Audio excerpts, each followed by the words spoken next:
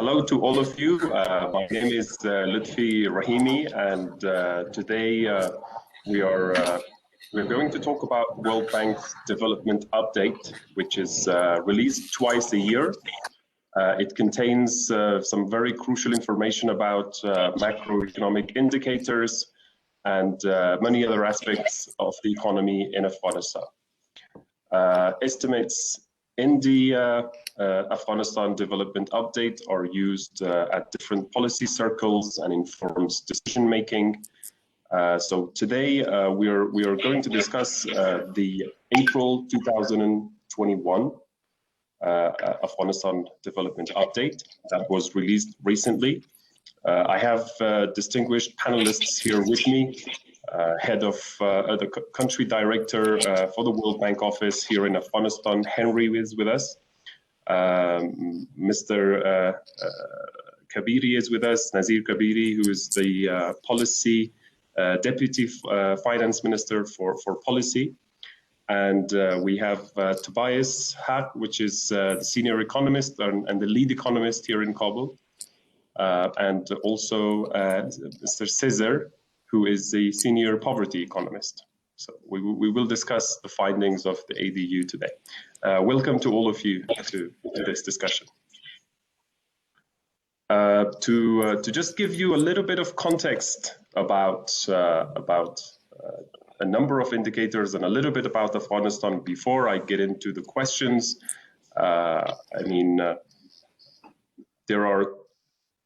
There are two very important macroeconomic indicators that we're concerned with. So one is the total output or total production of the economy, the so-called GDP, and that, in the words of Samuelson and Nordhaus, gives us that they're like a satellite in the space. You know, it gives us the survey of the weather across the continent. So it kind of gives us an overall picture of the state of the economy and health of economy. So and poverty shows the income per the level of income for the population of the country. So all of these indicators and information is included in this ADU. About Afghanistan, I think I'll try to keep it as brief as possible. So between 2001 and 2012, total production or total output in Afghanistan averaged approximately 9%. So we were growing at a rate of 9%. Then there were two major issues, as you all are aware of. There was a security in Afghanistan that led to an uncertainty as well as a shrunk in the contract economy that had been created. So, we also had a political crisis, the presidential the election dispute, and that led to a lot of loss of revenue and uncertainty.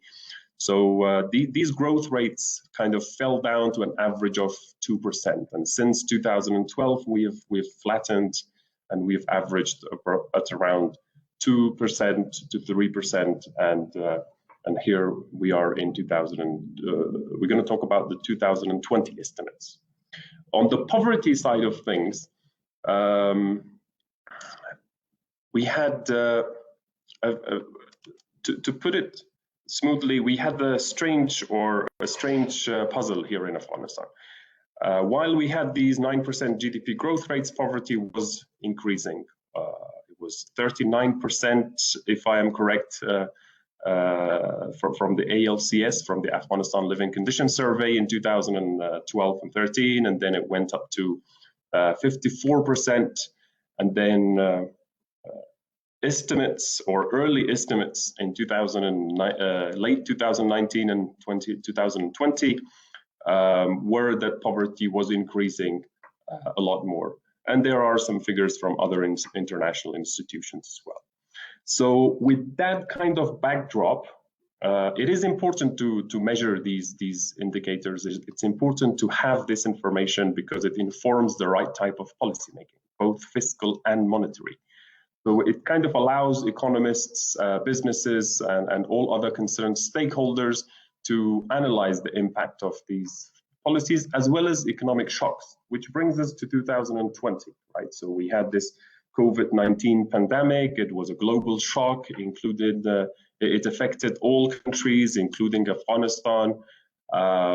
We had a number of measures, so aggregate demand fell due to uncertainties, due to border closures that kind of disrupted supply chains. All these other social lockdown measures affected the economy. So most countries adopted all sorts of different fiscal packages and fiscal stimulus.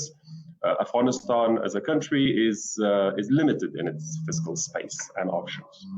So a number of measures were put in place, namely restructuring the development budget of Afghanistan in 2020, front-loading ARTF funds, which is managed by the World Bank. So all of these recent shocks makes what the ADU says to us and Afghanistan Development says to us all the important, and informs policy making and going forward. So the findings of the ADU are of importance. Therefore, we have distinguished panelists with us to discuss these findings and to tell you guys hopefully where we are heading to. Let me start with Henry. So could you please tell us what are the key messages of the aid and reforms economy? Henry? Thank you. Thank you very much. Okay, you can hear me? Good. Thank you very much, Lutfi, and good day to you and to all the participants. I think this ADU subtitle is quite appropriate, Setting Course to Recovery. It focuses on the development challenges faced by Afghanistan, particularly in recovering from the COVID-19 global shock, as you've mentioned. Last year, 2020, has been a very difficult year for the Afghan economy, primarily due to the COVID. As you will see in the ADU, the economy contracted by around 2%, driven by reduced production in services, manufacturing sector, those that were most impacted by the measures taken to try to control COVID-19 spread, such as the lockdown measures, the closures of border crossings, and so on. As you've mentioned, poverty increased, primarily in urban areas, which also reflected a loss in informal employment due to these COVID-19 impacts. The ADU does say that it will take Afghanistan some time to recover from the impacts of COVID-19, with the economy expected to grow by only around 1% in 2021. Recovery will be further slowed by the expected drought conditions and also the lack of private sector confidence, primarily due to significant uncertainties. Now, with this weak and slow projected growth, we can also expect that per capita incomes will recover very slowly, perhaps not until 2015 that we will get to 2019 levels of per capita incomes. Afghanistan, unfortunately, has few resources available, and therefore the government will have to take some very careful and deliberate approaches to managing the economy through sustained reforms. And these reforms are aimed at strengthening, should be aimed at strengthening government revenues and also controlling government expenditures. I want to emphasize that international partners will continue to play a critical role in Afghanistan's recovery, particularly because grants make a significant contribution to the economy right now. It is important that the international partners continue to make clear commitment for grant support over the medium term and perhaps over the long term as well. So in summary, these will remain difficult times for Afghanistan, but with carefully planned and prioritized reforms by the government and with public investments in the right places, supported by continued international community grants. We see a path towards development and recovery, but this will be slow. So in summary, that's what I think the ADU says. I will leave it to Tobias and Cesar to give details on the macro and poverty side of things. Over to you. Thank you very much. Thank you. Nicely put. So we need to be careful of government revenues, that is the domestic revenues, as well as its spendings. And that needs to be coupled with consistent support of the international community, both financial and technical, perhaps. That takes me to DM Kabiri. How do you see that at the backdrop of all these uncertainties that is going on with the peace talks, with the future of the government, and it seems like the development agenda has taken a back seat in these discussions. As far as I am aware, in all the communiques, the development agenda is not a priority. It's a secondary or a tertiary discussion. All efforts are exhausted on the political side of things. While that is important, so how do you see the development agenda for the government going forward?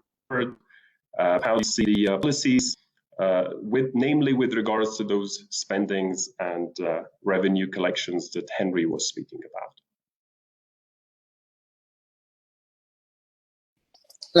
Thank you very much, Dr. Lutfi, for moderating this.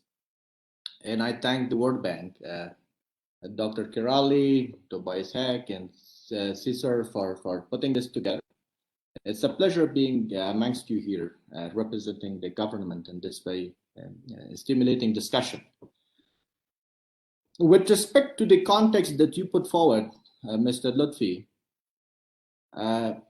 development is in economic recovery is equally important as moving hand in hand with the political developments.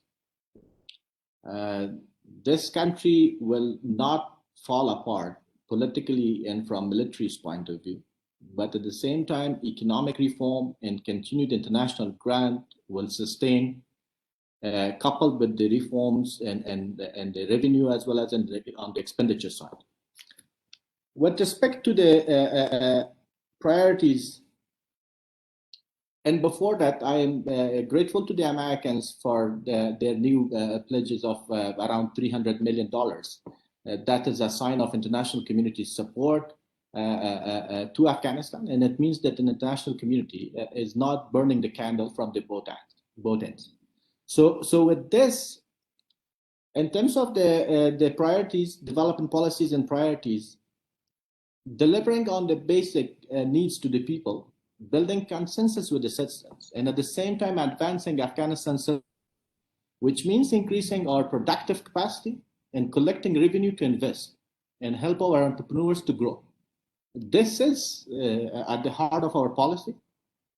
In terms of the basic service delivery, people's demand for basic service delivery is a great sign of our legitimacy. So to that end, we have to increase accountability within the government, but also donor accountability for results. Corruption is our government's sickness, but let's not forget that for every bribe taker, there's a bribe payer. To resolve corruption, we have to tackle the system that makes corruption possible, not just catch and punish the people who steal. Mr. Lutfi, for doing this, we need clear lines of sight over how money gets raised and spent. Transparency so that our civic and legal institution can function, and simple systems rather than boutique programs draw all the attention and oversight while everything else falls apart. While our jihad on revenue continues, and you see and you follow my minister's priorities for the last 3 months on the customs reforms, the 15 points action plan, the changes in the tashkil and the rest of the enhancements that we are putting in place. Equally important is the expenditure side, as rightly being pointed out by Dr. Henry. To that end, we will apply the follow the money principle. We will ensure that money must move, waste must stop. International withdrawal provides a very conducive environment for reform, contrary to what's already being said. This is the time to reform. We have no options but to cut the waste and move forward. We are sitting on a big pile of cash that doesn't deliver. Bad project design leads to terrible execution and corruption. This means that projects that are not performing will be cancelled or restructured, not extended.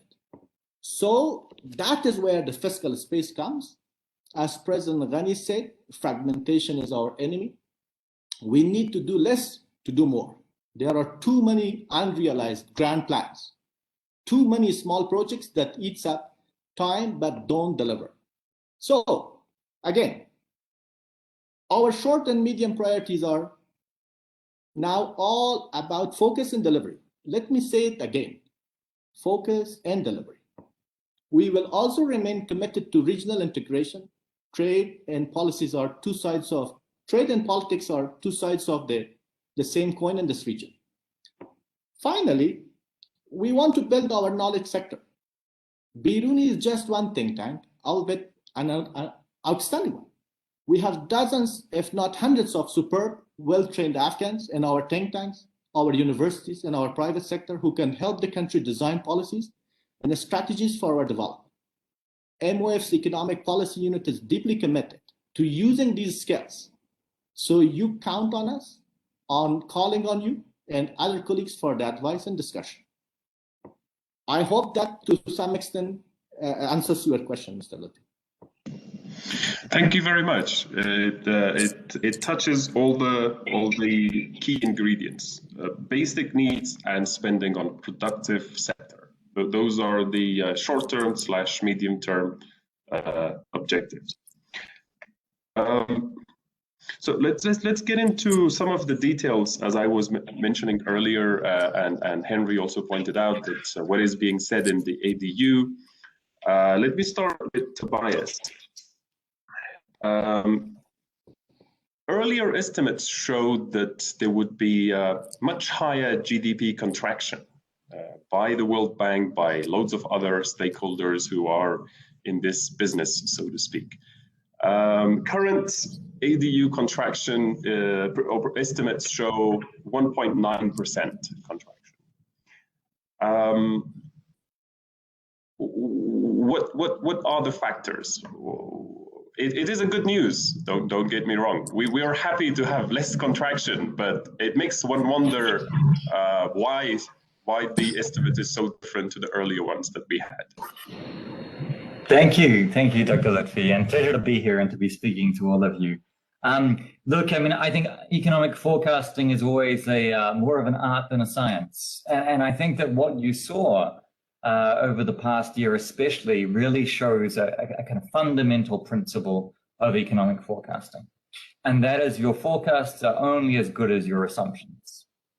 And no one could really have assumed the COVID crisis, and no one could really have assumed some of these recent political developments, which really have been very quickly moving. I think when the COVID crisis hit, essentially there was quite a range of forecasts being developed by the international institutions and the Ministry of Finance, and we were working quite closely together on those. At one point, we were forecasting a contraction of 5.5% of GDP, as you say. What that essentially was based on was that the kind of lockdown measures that we saw in around April, May last year would be sustained for a longer period of time, and they would have flow-on impacts across the economy, across all sectors of the economy. What we in fact saw was that the impacts of those lockdown measures was more limited than we thought, because essentially after that initial period of lockdown, those measures were lifted and commercial activity resumed at a lesser rate, but it resumed. What we also saw was the agricultural sector being largely unaffected by these lockdown measures. So agriculture continued to grow at around 5.5% in 2020, which is very strong growth, and that was based primarily on the weather conditions and the fact that essentially for much of the country, a large subsistence population, a large rural population, life, while it wouldn't have continued as usual, was not severely impacted in the way that life would have been in the big cities where you were subject to lockdown measures, where commercial activity largely ceased for several weeks. So that's why the impacts haven't been as dire as we expected. The final point I would make, though, as well, is that the difference between 5.5% contraction and a 2% contraction is a substantial difference. But overall, we are dealing with very weak data, limits to the information that we have available, and there's always a margin of error around these kind of estimates, whoever is doing them. So you're right. I think the broad conclusion is that the estimates were different to the reality.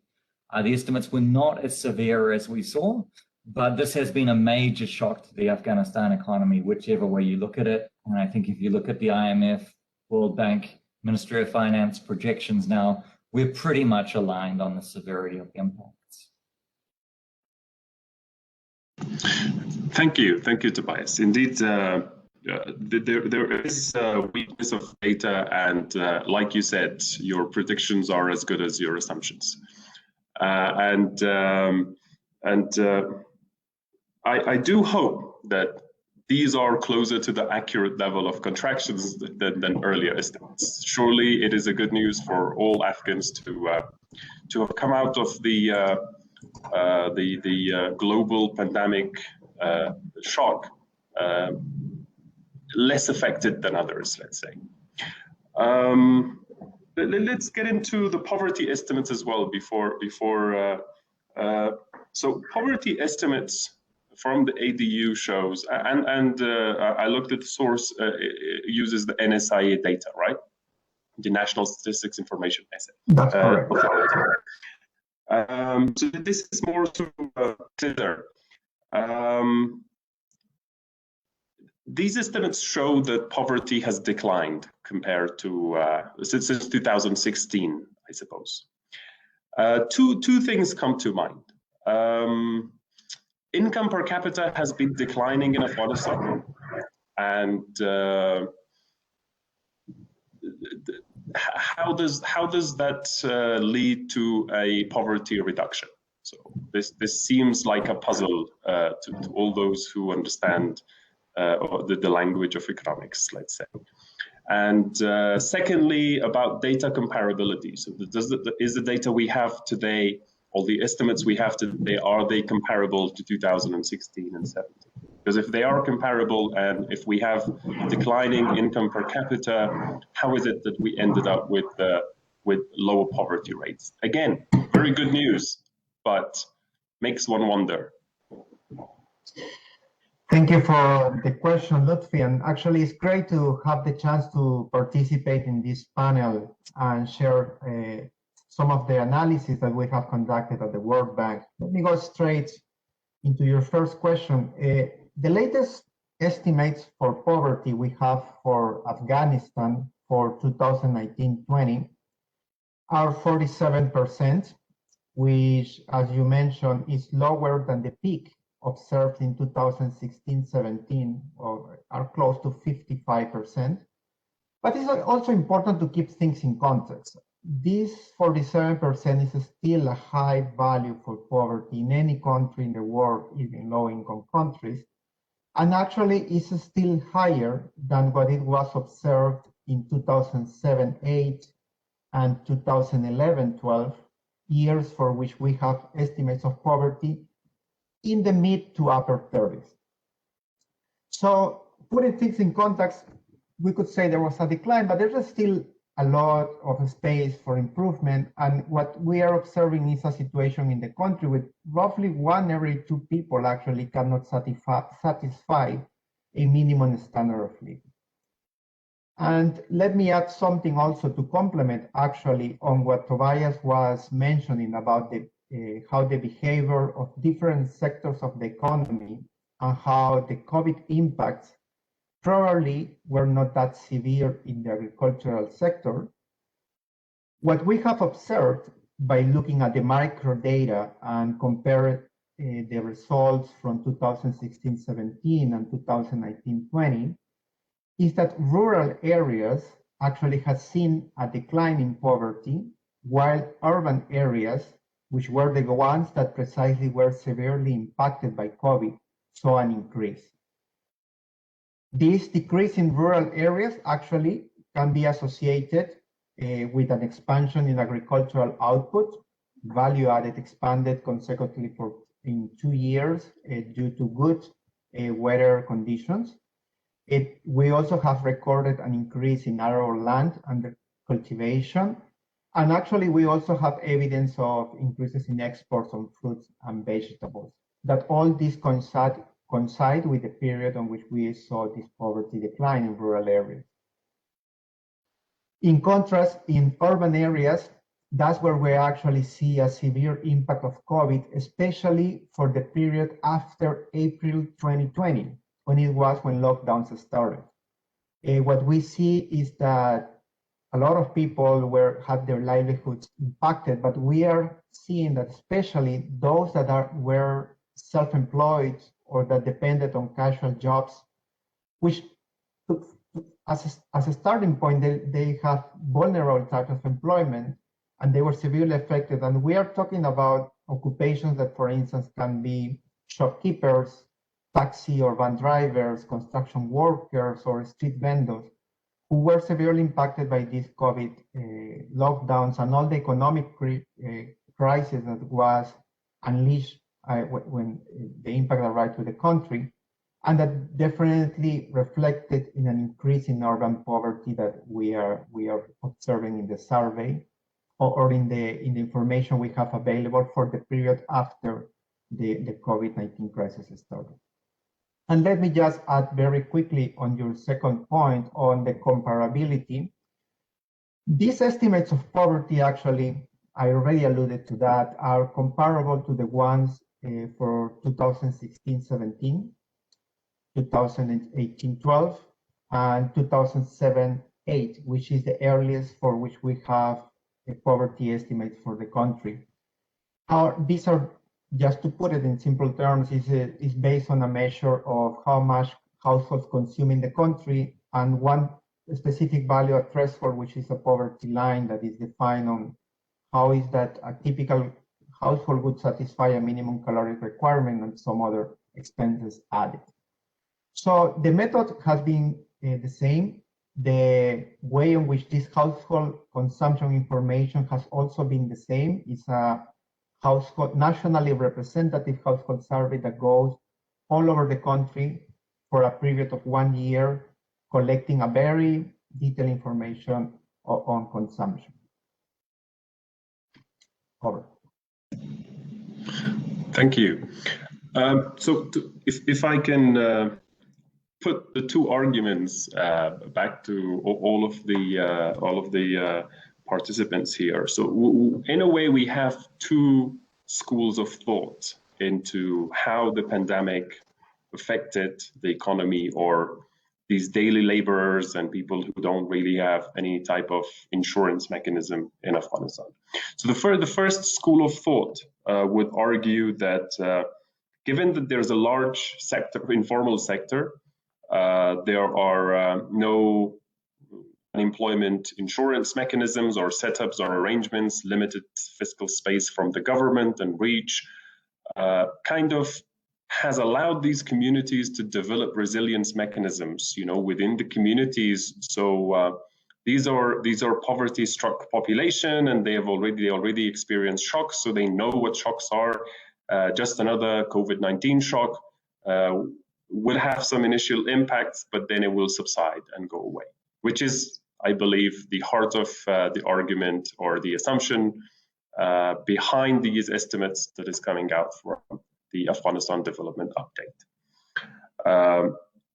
So these communities, they have their own local and bespoke resilience mechanisms. Therefore, they are much better equipped in dealing with these shocks and coming out of them. The second school or the second line or stream of thinking would be something like this, that these people have no assets, these people have no insurance mechanisms, they have little savings, their bread is, and their supper or dinner is dependent on what they get on that day.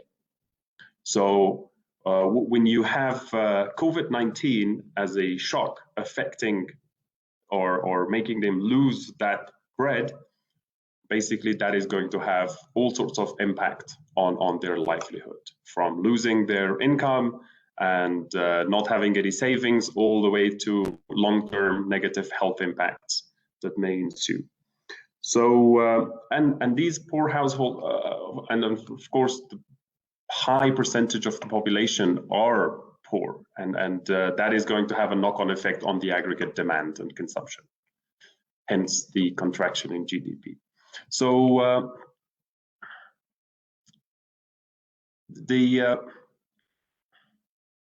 what would be, am I correct in making that type of, putting that two type of arguments forward? Is it, am I, so where do you stand that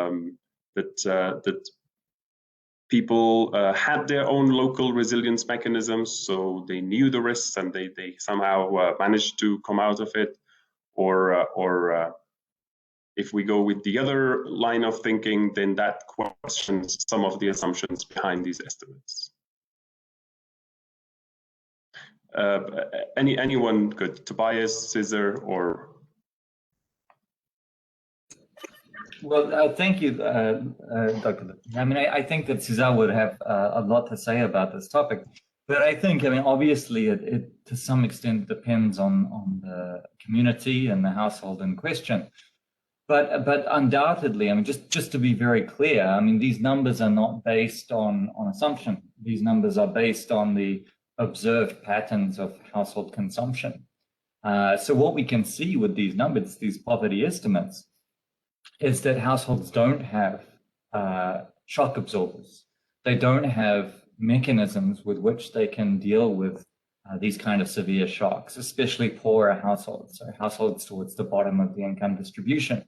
And if you look at the evidence in Afghanistan, like a large number of households that are poor, when they are impacted by this kind of shock, what ends up happening is those households borrow money, often at very high interest rates.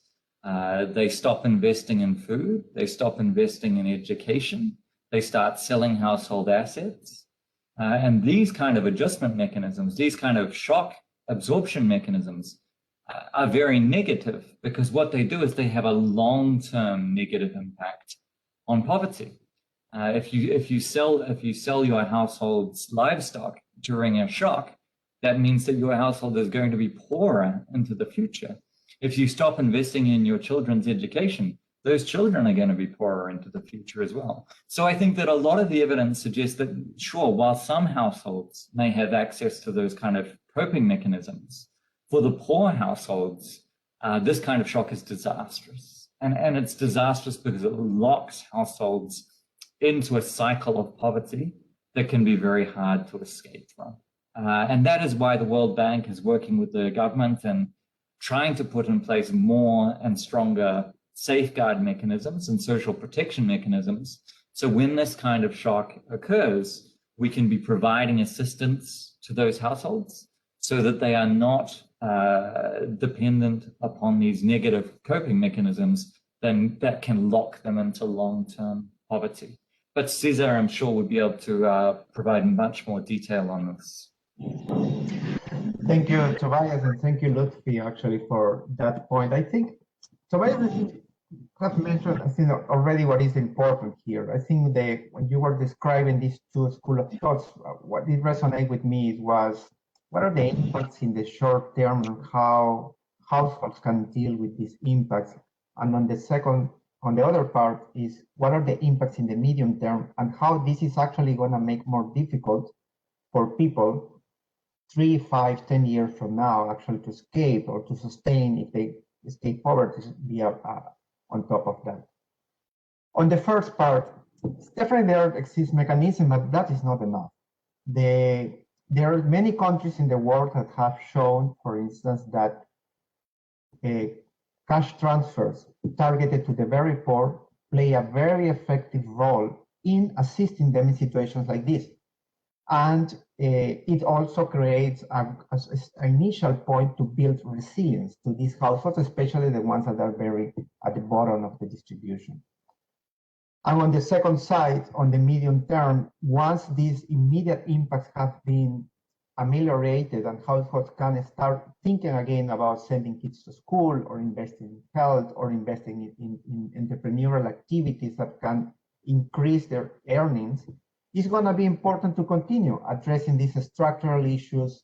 We have many different projects at the bank in many different fronts and many actions from donors and the government that should try to address these critical constraints that we still face in the country in terms of accumulating human capital, access to services, infrastructure, and the list could go on. But the point is that the structural things, once this emergency response of COVID is resolved, hopefully in 1 or 2 years, or I hope so, then we need to continue focusing on this to make sure that these households have a path forward to escape poverty.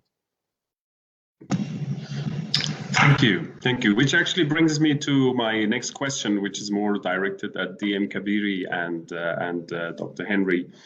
So this is the bank's a little bit a step back from the ADU itself, but more on the partnership between what the World Bank does in Afghanistan and its partnership with the government, and perhaps the future of that partnership at the backdrop of all the uncertainties and the political processes that are ongoing that we talked about earlier on. So how do you see the future and the prospect of the World Bank partnership with the government of Afghanistan and its work here and in different sectors that the involvement is? And how important that work is?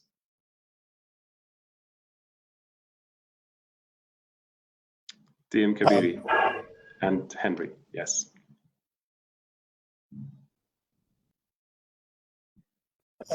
DM, do you want to go first? Go on, please, Dr. Henry. Thank you very much.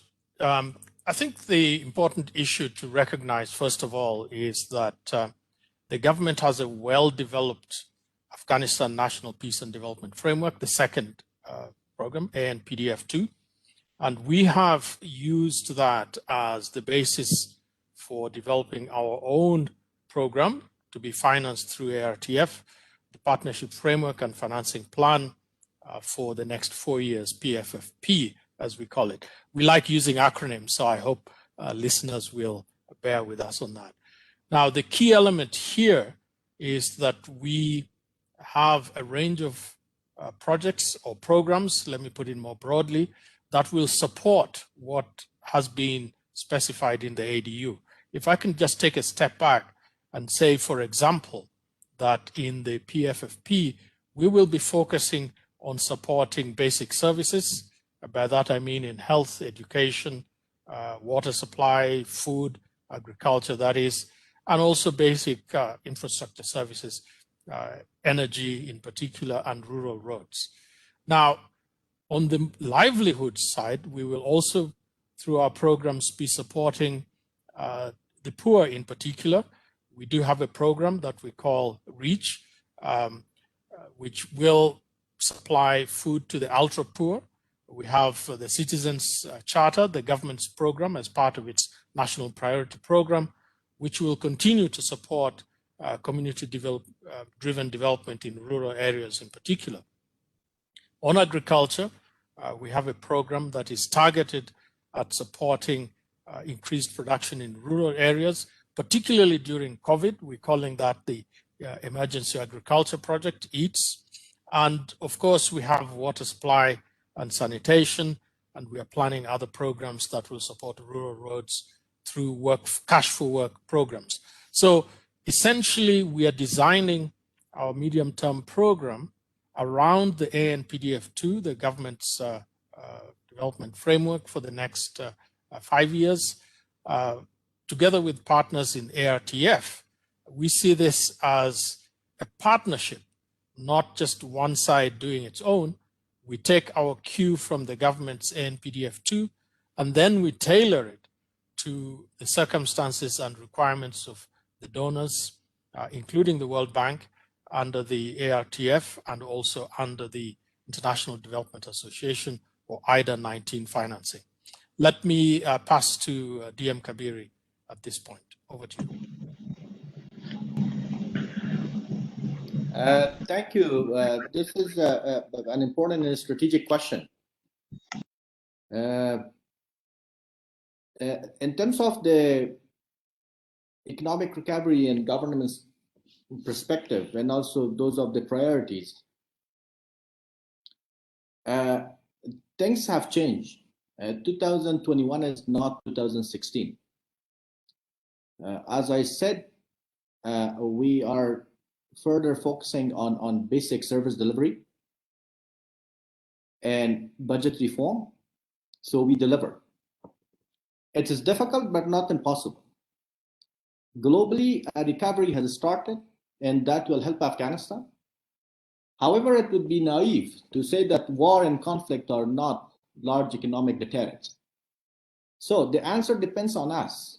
If we can achieve a consensus within the government and with our people, we have laid out a development strategy in NPDF2. The challenge is now not the strategy, but delivery. And for that delivery, within the NPDF2 being a grand plan, a vision for 5 years, we have to extract development priorities. And those are the national development priorities in PPs that could be focused on or segments further to 8 specific priorities reflected by our budget, and brings a whole of government approach to the programmatic approach to the development. And to that, we will be further reforming the budget to ensure that there is no bad performing projects and basic needs are being met in terms of expanding our health coverage, our education program, and the rest. So to that end, we are partnering with our international development counterparts, and we will be having segregation and division of labor. With respect to the humanitarian issues, we have to make the distinction between the development programs and humanitarian assistance. There are many UN agencies, specialized NGOs. We have a large NGO sector who are involved in humanitarian assistance, most of them being supported in the health sector and the rural development by the government. So we cannot duplicate some of the services already being delivered to the people of Afghanistan. And at the same time, the basic human needs, our poverty estimates, whatever that is, and my World Bank colleagues spoke to that, does not match that of our HDI indicators. So that also is an issue. We have to look into that. And at the same time, we will continue on the path to development. And at the heart of it is, of course, focus and delivery. Thank you, Mr. Lutfi.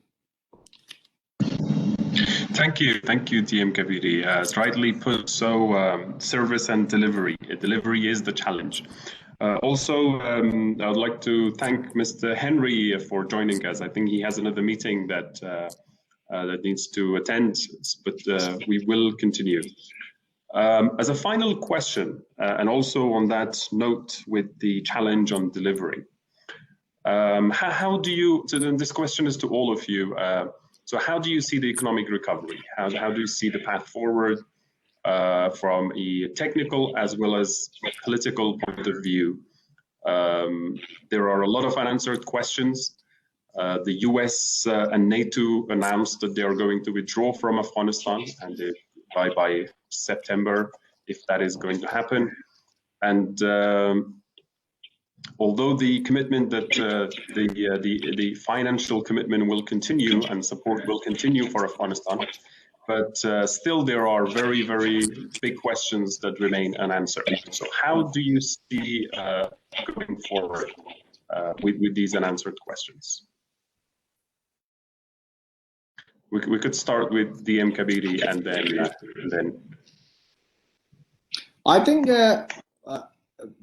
this is the withdrawal is, I think, providing a great opportunity for us to look inward and see what is it that we can do best in terms of the expenditure reform as well as on the side of the revenue. As I said earlier, we are sitting on a big pile of cash which is not being delivered and are not turned into the services that people need. And service delivery brings a lot of legitimacy to this government. And that is what we do. We are keeping track of the money, and we ensure that the bad performing projects are taken out of the government's budget. And similarly, the donor portfolios are reviewed and restructured beyond the protocols. We're gonna come to them. We will talk to every single one of them. We will see how best we can ensure value fund money and priorities. So to that end, the government is working to develop a set of priority programs, and those are going to be realistic and focused on service delivery, and those will be developed quicker. We are now developing the third round of these priorities. The first generation in 2010-2012, the famously known national priority programs.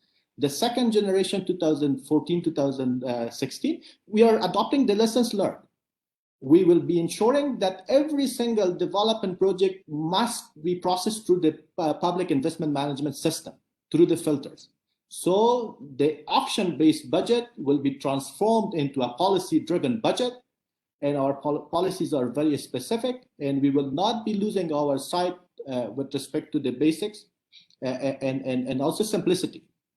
We will be working closely with our international development partners, and the time is now. It's now or never. This is a great opportunity for us at the Ministry of Finance to look into this efficiency and cut the waste. Thank you very much. Tobias. Yeah, perhaps I can complement those very incisive comments from DM Kabiri with more of a kind of macroeconomic perspective. I think what you've seen around the world is different trajectories of recovery. And you have this discussion internationally about whether you have what they call a V-shaped, sharp recovery or a U-shaped recovery, which is more medium term, a little more challenging, and those growth rates really remaining stagnant for longer. I think what you saw in Afghanistan is this big economic disruption last year with COVID-19, and you saw a lot of businesses close, a lot of people lose their jobs, a lot of people lose their opportunities. Now, will those jobs and businesses and economic opportunities keep come rushing back? Will they be immediately reestablished? And that brings you to this question of confidence. And I think that is the critical question in the Afghanistan economy at the moment. If you are an investor, if you have cash, are you willing to invest it in this economy, given the extent of political uncertainty, given the extent of security uncertainties? And the critical thing for all of us, the government, the international community, the private sector, is to make sure that that confidence is there, and make sure that the money is reinvested, and then that creates new growth, new jobs, and starts to build back those living standards. So how do we create confidence? And I think as DM Kabiri has laid out very well, a critical part of that is for the government to really lay out its priorities and deliver on those priorities. It's that kind of measure that shows that the government is committed to growth and development. It's committed to showing the private sector that it wishes to ease the business enabling environment. And I think these reforms on revenues and expenditures are a critical part of that. Another part of that as well that I'm sure the government is thinking about and is reflected in the national priority programs is around private sector development and ensuring that the business regulatory environment encourages investment and that the red tape that is constraining businesses is removed wherever it makes sense to do so. I think on the development partners side, we have a job to do as well. development partners need to be clear that they remain committed to Afghanistan, that we will continue to invest to make sure that the gains made over the past 20 years are not lost, and that we will be continuing to provide our financial and technical assistance support to this government and implementing its priorities. That kind of commitment to medium-term recovery, that kind of commitment to ongoing substantial financial support, it is helpful to the economy in itself because it's the provision of resources, but it also has these very important second-order effects because it builds confidence. It shows the private sector that the international community will continue to be providing that support. And because of that confidence, people will be more willing to invest, and that's how you're going to get this recovery. Now, obviously, all of this has big questions around it, given the degree of current political uncertainties. But regardless of what the future may hold, demonstrating reform commitment, demonstrating continued international commitment is the best thing that we can all be working towards.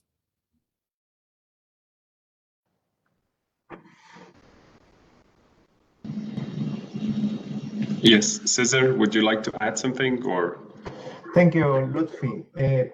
Yes, actually, I would like to complement, I think, what DM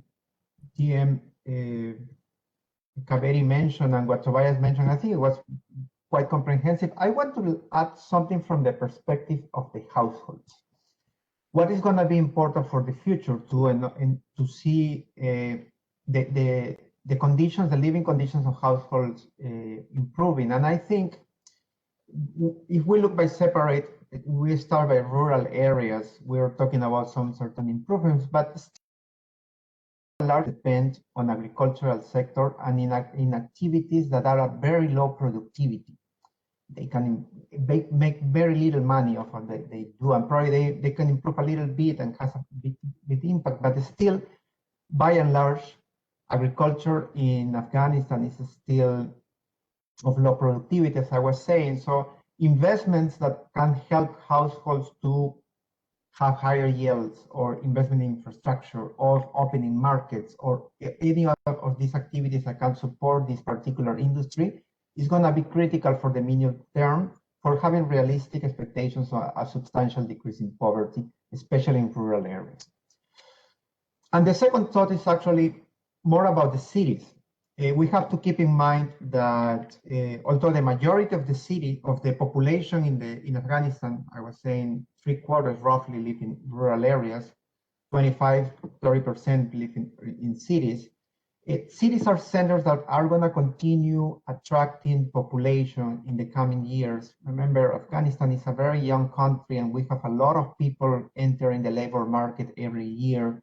So it's going to be important to continue investing on the cities to make sure that they have services that can provide to these new people we're going to be migrating from the rural to urban areas. And also, we can mention issues of displacement or IDPs or returnees that are going to continue putting a stress, not only in the big cities, also in the medium-sized cities. So it's important to keep in mind, how can we support these workers? We were talking about how they were severely impacted, self-employed, casual workers. They are very vulnerable condition. They don't have much security in their jobs. So a focus on these type of workers, on helping them to improve their livelihoods and improve their earnings, is also going to be, for the medium term, critical to have realistic expectations on lowering poverty in urban areas of the country. Over to you, Bart. Okay, thank you very much to all of you. I think the last words kind of sums up this course to recovery, which is the title of the Afghanistan Development Update. Delivering and getting rid of bad performing projects and making sure that those projects have a wider outreach to the poorest end of the income distribution. If there are no any final remarks or comments from the panelists, I think this concludes our discussion on Afghanistan Development Update, and we do hope for a swift and quick recovery from this global pandemic. Thank you very much. Colleagues, thank you so much. Thank you very much for doing this. Thank you very much. Thank you. Thank you. Bye-bye. Bye-bye.